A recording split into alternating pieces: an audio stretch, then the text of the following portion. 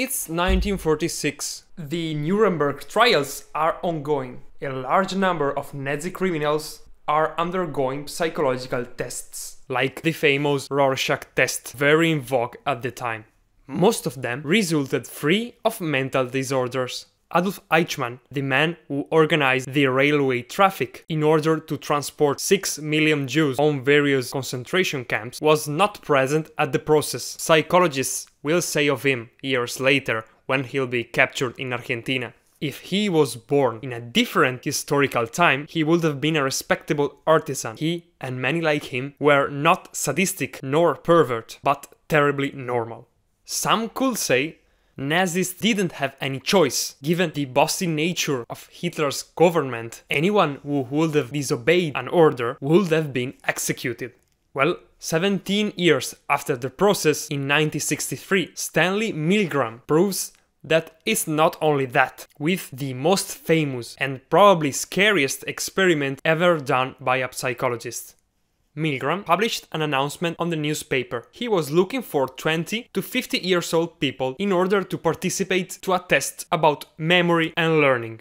Milgram was paying these people quite a bit, for $1963 per hour, plus transport expenses, so around $2017. Once on the spot, Milgram was introducing them to Mr. Wallace, a lovely guy. He, too, showed up for the announcement.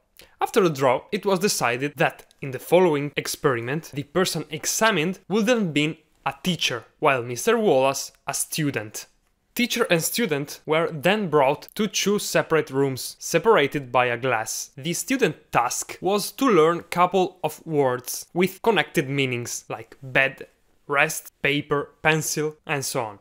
To the student were also connected some electrode linked to a generator able to irrigate electrical discharges of increasing power. The generator was controlled by the teacher.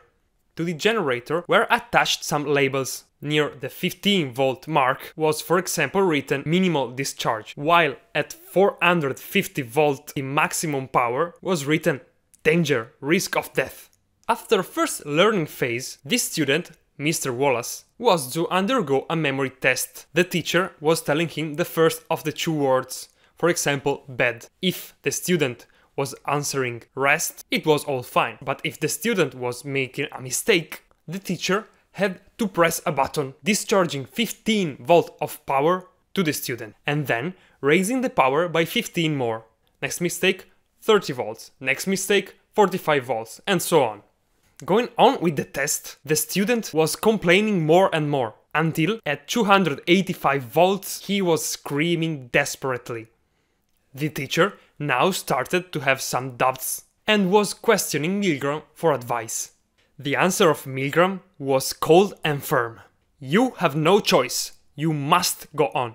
A thing you might have realized at this point is that Mr. Wallace, the student, was an actor. He was just pretending to receive electrical discharges. What is scary here is the number of people that were not able to defy Milgram's order. Despite Mr. Wallace's screams, 65% of the teachers kept pushing the death button until the maximum voltage, effectively killing Mr. Wallace, who stopped moving at such high voltages.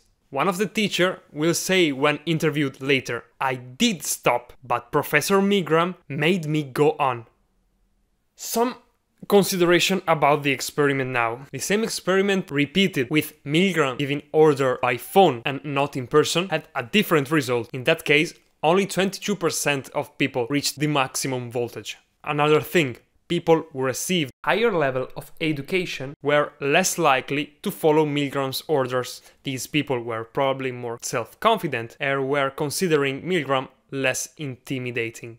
Third consideration, people who spent years on army were more obedient. That's probably due to military training, which requires discipline and a high value of trust on your superior.